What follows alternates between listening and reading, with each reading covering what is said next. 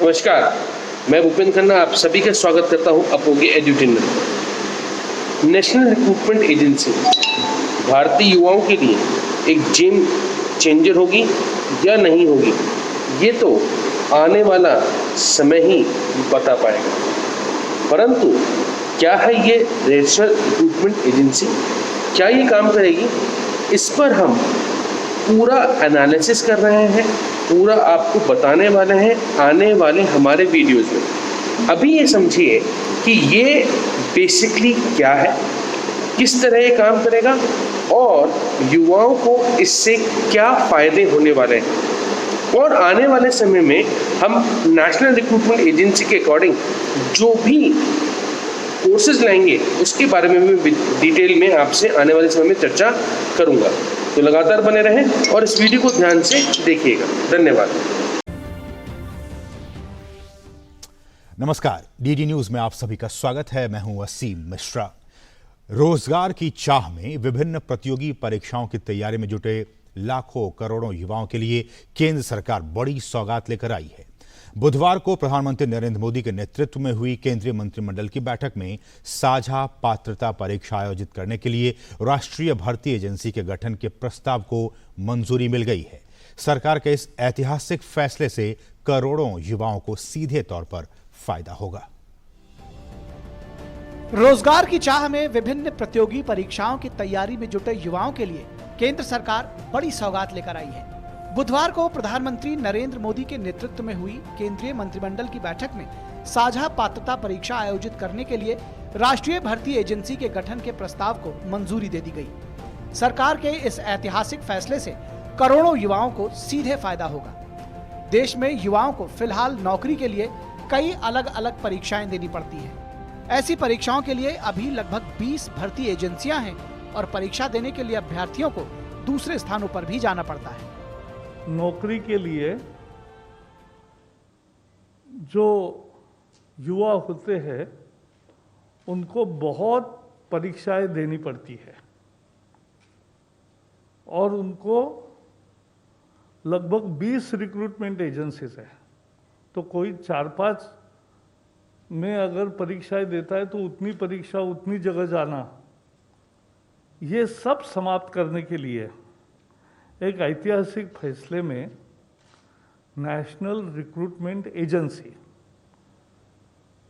राष्ट्रीय भर्ती संस्था, ये परीक्षा लेने वाली कॉमन एलिजिबिलिटी टेस्ट ये लेगी। इसका करोड़ों युवाओं को लाभ मिलेगा जो नौकरी के लिए आवेदन करते हैं।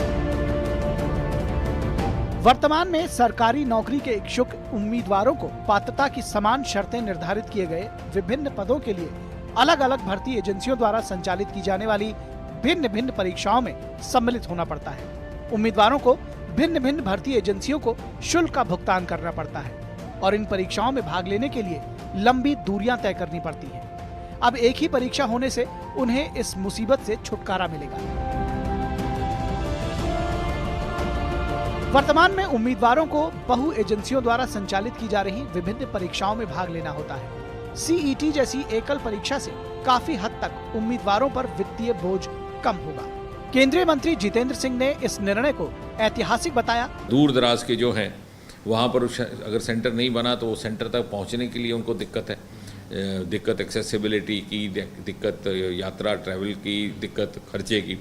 तीसरी महिलाएं, हमारी बहुत सी बच्चियां ऐसी कैंडिडेट्स हुआ करती हैं, हमारे ध्यान में आया है कि जो इसलिए अपीयर नहीं होते क्योंकि उनको दूसरे शहर में जाना है, दूर जगह जाना है, वहाँ पर रहने की कोई व्यवस्था नहीं है। परीक्षा में हासिल स्कोर 3 साल तक मान्य होंगे। परीक्षा आयोजित करने के लिए हर जिले में कम से कम एक परीक्षा केंद्र स्थापित किया जाएगा। देश भर में पहले चरण में 1000 सेंटर कायम करेंगे और हर जिले में, लगभग 700 जिले हैं भारत में, एक न एक सेंटर अनिवार्य तौर पर रहेगा।